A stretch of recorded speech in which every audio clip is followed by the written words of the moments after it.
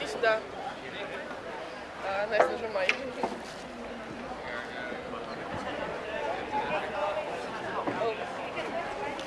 Yeah, I'm going there.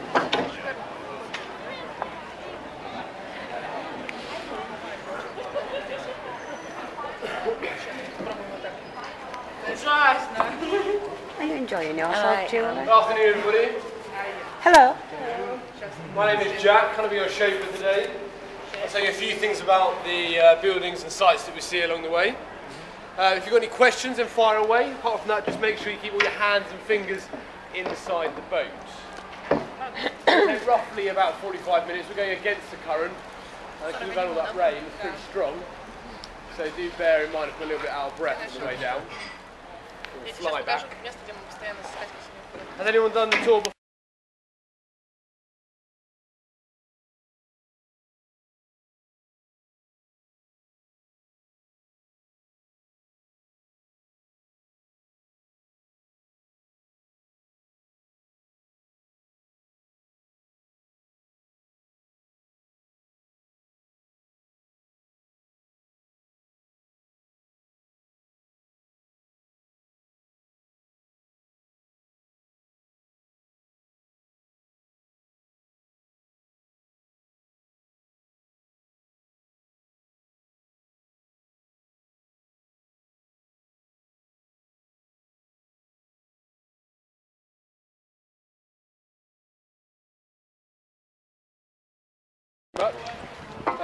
Pretty ugly. It looks like a wooden bird cage.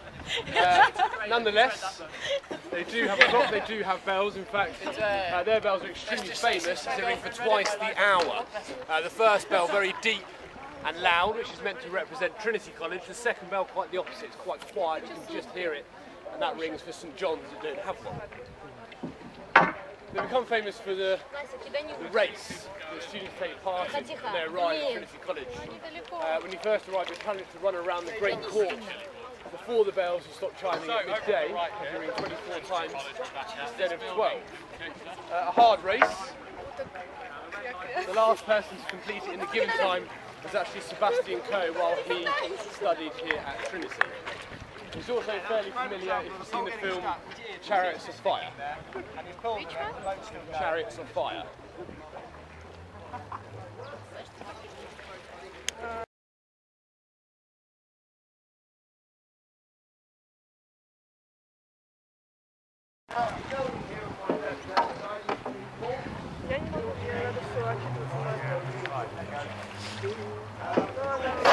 So everybody knows Isaac Newton, what his theory on gravity. You may not know, and you won't believe me until you get home and check.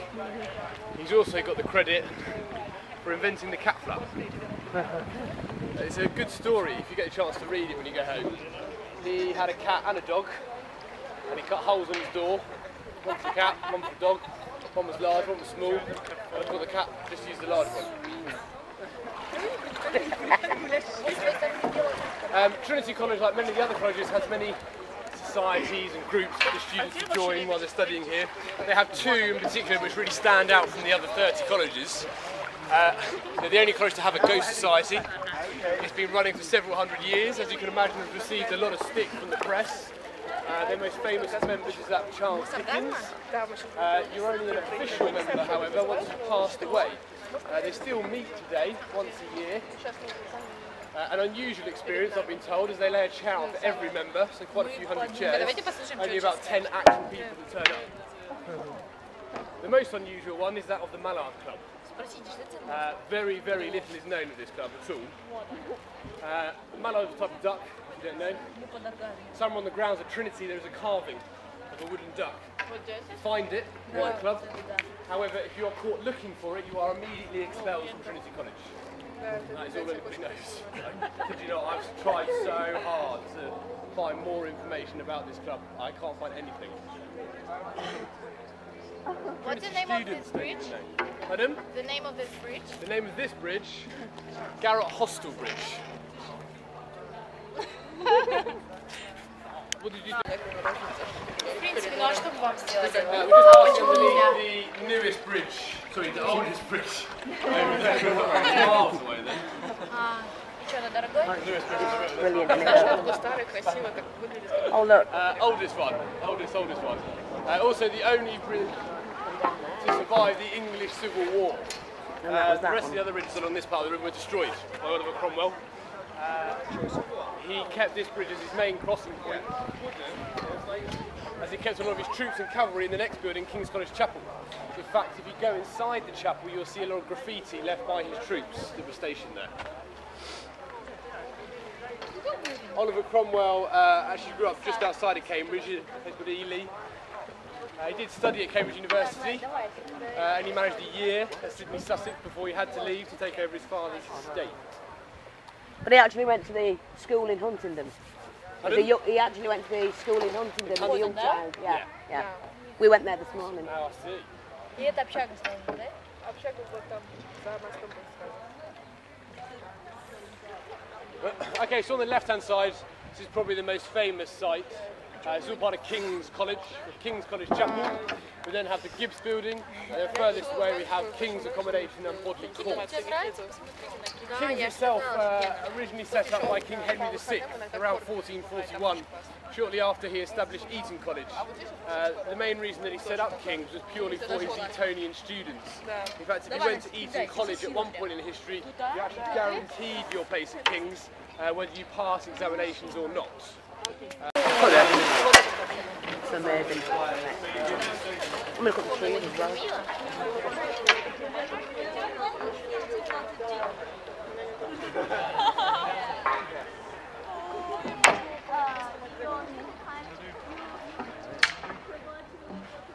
Okay, on the left-hand side is all part of King's Accommodation.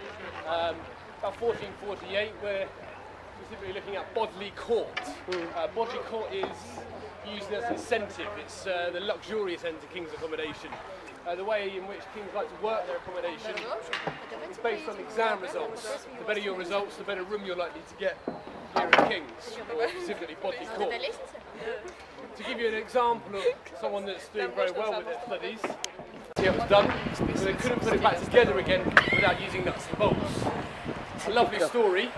It'd be somewhat more believable if Isaac Newton hadn't passed away 22 years before the bridge was first constructed. The bridge was actually designed by a man called William Etheridge in 1749 and built by a man called James Essex. It's always had nuts and bolts. It is, however, based on a mathematical principle which would suggest you don't need them. It's based on the tangents of a circle.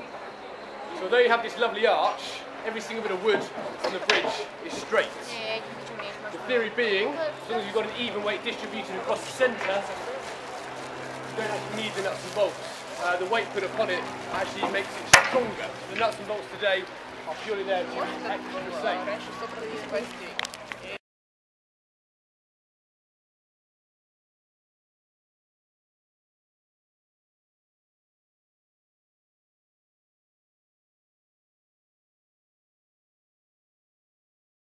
Although there is a rivalry between the two, we've actually got quite a lot to thank them for. Я думаю, что если If it wasn't for Oxford, we wouldn't have a Cambridge. Essentially, this falls down to the way in which they were set up, laid out. Cambridge, you'll notice that the colleges are very close together. In fact, they nearly touch. In Rule 31, they're very, very close together. Oxford, quite the opposite. A little bit more spread out, they're sort of squeezed in. Didn't go down too well, the locals, especially as it wasn't until about 8 years later that any real work started on the building. To add insult to injury, it's not even finished. It looks very grand today, but King Henry VI had huge plans with the college, but the building's actually coming right up to the riverfront. Unfortunately, he was apparently murdered while he knelt praying by a man that's been in the press very recently, Richard III, Duke of Gloucester. Yeah. So it was later finished off. That was the oldest bridge. Тебя человек не любит, но ты любит. This isn't it, the oldest bridge. Yeah. In Cambridge. Clare College originally set up in 1326, however fell into financial hardship after a fire, so was refounded with endowments from Lady Elizabeth de Clare in 1338. Unfortunately, we don't know a great deal about her. We do know she was sent over from France by her father, aged 21, to find a nice young English man. She did pretty well by the time she was 27 and found and married 3 men. They all had a few things in common. They're very wealthy, very old. They all died a mysterious death within a year of marrying her. She became very wealthy, left her money with Clare College, but was given the nickname the Black Widow of Cambridge. Guys, just mind yourself, madam, you're going to get bumped in the shoulder. Gossip is going around the college, for which they've come up with a fitting name, calling it Clare Reputation. Has won a number of awards over the years. In 2006 it was voted Best Student Newspaper. However, this is the same year that the master of Clare College was famously quoted by saying it was an unholy representation of the Sun newspaper on a bad day. If we look over to my left-hand side, just let me put my glasses on then I can see what I'm doing. Actually designed by a man called Sir Giles Gilbert Scott. He's the same architect that designed the famous red phone box that you see around the UK.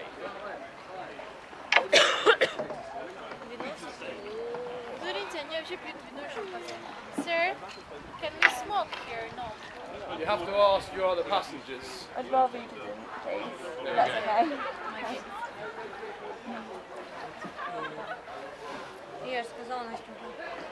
Okay, so now coming back into Trinity College on my right-hand side. Before it was Trinity College, it used to be 2 other colleges, known as Whitechapel and King's Hall. Towards the end of King Henry VIII's reign, he decided that he wanted to put his name towards a college, and so combined the 2 previous colleges to give us a third, which is now Trinity. Trinity today is now the largest and by far the wealthiest college out of all 31. Wow. Takes about 1,500 students, and extremely wealthy thanks to Henry VIII's will. He left a huge proportion of his land to Trinity College. Let's try and get that bridge in if I can. Trinity College today now own a vast amount of Press that land. one. Most of the land in the city Oh, centre I is don't buildings. know. Cambridge Science Park, Felixstowe Port, the land which the London Dome sits on. Very recently they've added to their portfolio with a huge equity share in the Tesco's portfolio. So the estimated value of Trinity College today stands at a whopping 2.3 billion. They are academic as well, they're not just some big conglomerate. Trinity College boasts 6 Prime Ministers and have a whopping 32 Nobel Prize winners today. Lettered. There is no T for Trinity. The Trinity students still sing a song, with the main part of the song being I'd rather have gone to Oxford than St John's. And the last part of this rivalry is straight in front of you. The Bridge of Sighs. I don't know if you noticed, but on the way down, this bridge is only decorated on one side. We're approaching the decorated side, the bottom corners, just around the windows. The other side is completely plain. Left plain for a few reasons. One, this side is seen by Trinity College, so it's essentially middle finger up at Trinity, behind me. It saved money. And the other reason is the other side would have been seen at one point in history by a lot of working class, the guys that are working on these boats. They should be too busy working to have any time to appreciate any decorations, so it was left plain, which is why we have the doorway to my right-hand side. A lot of cargo was brought in by boat for a long time, as the students at St John's were considered far too important to have to look at any working class. That's crazy. It's still around today though. The Bridge of Sighs is also a very famous place for another prank played by St John's students. 1963, we're going through an era where the master, who lives on the right, wasn't he was the Lord Chancellor to King Henry VIII. There have been many trials and tribulations over the years, including the execution of Anne Boleyn. For all his hard work, he's given a lovely stately home in this college, which he renamed from Buckingham College to Magdalene College. Not a greatly loved man. In fact, even his wife had engraved on his gravestone that there is no stone harder, no marble blacker than the heart of the man which lies beneath. Oh, that's a good one. Yeah, that's a good one. I could use that for mine. Well, he ain't gone yet, but wait, he will do eventually. Magdalene College is now the smallest college, it's about 500 students. It's also the last college to let women attend. Women unfortunately weren't allowed to attend Magdalene College. until 1988. Wow. And even back then the chaps caused a huge fuss. They formed a protest. They marched down the street dressed in black armbands. They were carrying a coffin. They said this is the death of Cambridge tradition. Which is not the case today. The ladies that year did get their own back. Results were released 20% higher than any other year. There are now no male-only colleges, but there are a few female-only.